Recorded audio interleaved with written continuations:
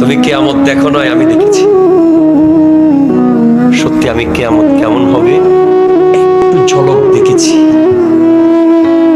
যেদিন ফেনীতে মূল বন্যা হয়েছে, চট্টগ্রাম থেকে 2টা বোট নিয়ে আমার টিম নিয়ে আমি এসেছিলাম। বুধবার ছিল সেদিন। আমার বর্তমানে যে গাড়িটা নিয়ে আসছে ওই গাড়িটাই ছিল ফেনী রোডে।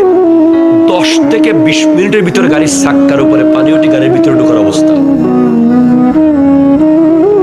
আমি দেখেছি এক মহিলা এসে বলছে, ভাই আমার ঘরে আলমারিতে যত টাকা আছে সব নিয়ে যান। আমার বাপ তার একটু ঘরের সাল থেকে নিয়ে আসে।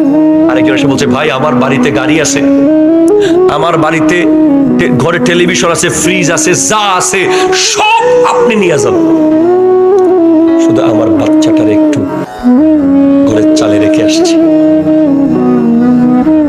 কোথায় কাপড়, কোথায় ড্রেস, কোথায় স্মার্টনেস, কোথায় টাকার বান্ডিল, কোথায় স্বর্ণের দলা, প্রত্যেকের ঘরে ঘরে আলমারিতে স্বর্ণের হার, কত সাজানো সংসার, সব পানির নিচে, সব পানির নিচে, সব পানির নিচে। বলতে সব দিয়া দিব, সব দিয়া দিব, সব দিয়া দিব, জানটা বাঁচাও। সামান্য ফেনীর বন্যা যদি এমন দৃশ্য দেখাতে পারে, কি হবে বলেন? যেদিন আমার আল্লাহ বলছেন, যে আমার নবী বলছেন, হাত্তা ইয়াবলুগাল আরাকু বিসফাল উযুন, মানুষের কানে লতি পর্যন্ত থাকবে ঘামের পানি, চোখ দুটা দেখা যাবে হাসরের মাঠে। এতটুকু পানিতে ডুবে থাকবো আমরা।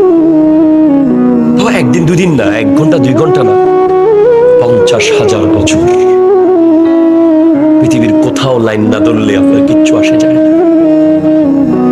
সেদিন লাইনে আপনাকে দাঁড়াতে হবে। এজন্য প্লিজ টেক ইউ টাইম।